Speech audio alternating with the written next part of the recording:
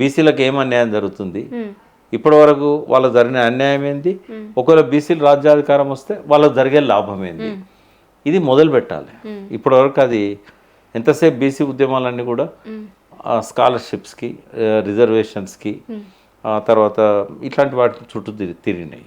ఏమన్నా కార్పొరేషన్స్ పెట్టాలని, కార్పొరేషన్స్లో లోన్స్ ఇవ్వాలని, వాళ్ళకు సబ్సిడీలు ఇవ్వాలని ఇంతవరకే పరిమితమైనవి తప్ప వాళ్ళ వృత్తులను ఆధునీకరించే క్రమంలో ఎక్కడైతే ఇంకా అవకాశం ఉందో, కొన్ని అవకాశం లేకుండా పోయినాయి, అవకాశం ఉన్న కాడ మాకు ఈ రకంగా చేస్తే బాగుంటుంది. ఇప్పుడు అగ్రికల్చర్ ఉంది, ఫుడ్ ప్రాసెసింగ్ యూనిట్స్ పెట్టి మేము వడ్లు పండించి వడ్లే ఎందుకు అమ్మాలి, మేము ఒక 10-15 రకాలుగా వాల్యూ యాడెడ్ ప్రోడక్ట్స్ని ఎందుకు చేయకూడదు, గొర్రెలు మేపేవాడు గొర్రెల్ని ఎందుకు అమ్మాలి, దాన్ని వాడే తోలు పరిశ్రమ పెట్టి మాంసాన్ని రకరకాల బై ప్రోడక్ట్స్ రూపంలో వాటి నుంచి కూడా కొన్ని ఇండస్ట్రియల్ కెమికల్స్ తీస్తారు, మినరల్స్ తీస్తారు, ఇట్లా ఎందుకు చేయకూడదు, ఇది ఆ సోయి రావాలి.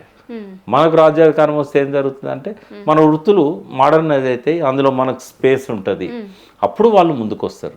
ఒక ఎమోషనల్ తెలంగాణ సెంటిమెంట్ అటువంటి ఎమోషనల్ స్లోగన్ బీసీ స్లోగన్ కాదు, ఈ ఎమోషన్ అక్కడ ఉండదు.